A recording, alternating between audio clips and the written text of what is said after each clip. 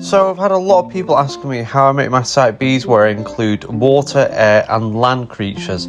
Well, to start off with, we're going to do the lagoons. Something I would definitely advise not doing is filling a square map full of lagoons, especially if you're on console, because it becomes extremely laggy.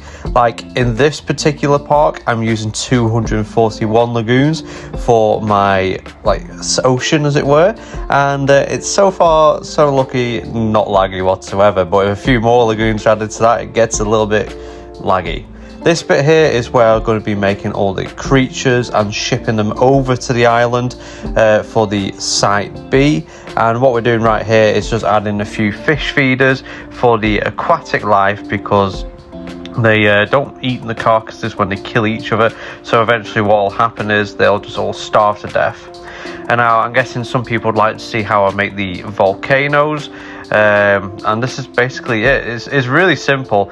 You make a hill, then you flatten the top of it to make a more square area. Then you add a hill on top of that and then flatten it out and spread it out more. And you keep repeating the process till you get the height that you want. Right now I'm just adding like the base layer of texture to it because it's going to get mostly covered up anyways.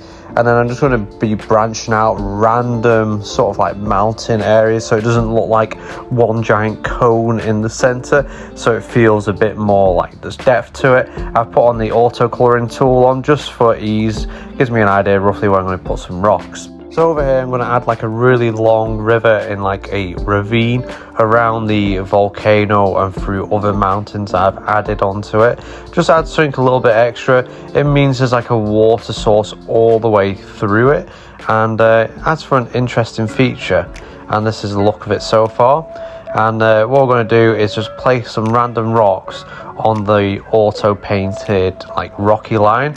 It just adds a bit of like depth and texture to it. I won't worry about too much if it looks a bit goofy, because a lot of it's going to get covered by plants and you can always change and add more things to yourself slowly. Just for like making it quick, I put on like random rocks so it picks for you, and overall it does give it a quite nice like 3D look to it. So I'll go around all the mountains around the park to add it, and that's this little step done. And it's starting to look a bit more like an island. So I'm using the thick brush and then to like do blodges, and then around the outside of it I'm using the thinner tree brushes to just add some depth to it. This bit here is like an ex-lava flow area that I'm going to do, and I'm going to go for that walking with dinosaurs sort of vibe when you meet the T-Rex. Now I use those desert plants there because it's the closest thing to monkey puzzle I've got, and I reckon it looks pretty cool added to that foliage. It's sort of like branched off, lots of dirt areas. Looks kind of cool. Now for the river, I try and make it sort of like swampy, and I do love using this brush to do it, the Clamite. I think I'm pronouncing it right, I hope. And yeah, I think it gives it that kind of like swamp look feeling, and it's just nice around the water, something different. Like what I try and do is make different points of interest on my site Bs, so when I'm recording like little shots, it just looks different, looks quirky. I mean, you can make the whole island look the same if you want, if that's your kind of feel, but for me, I definitely like making lots of different points of interest just to make it interesting for myself.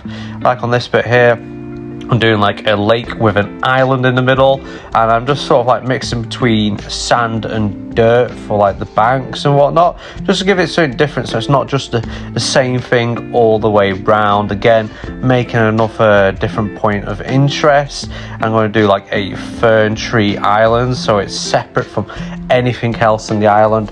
Looks kind of quirky and different being in the middle. It looks like it don't fit, so it's kind of like an alien island where I put small dinosaurs that probably won't leave it, so it'll like give it that island dwarfism look. This bit here is where I'm just making like a grass line with a few weird trees knocking about. I use the white stone so it looks a bit like limestone, which is kind of cool. And again, around all the other lakes, I add bits of dirt where it looks like it's been trodden on a lot. As well, I put fish feeders for like the pterodons, and yeah, that's the island nice and complete, and I hope you enjoyed this video.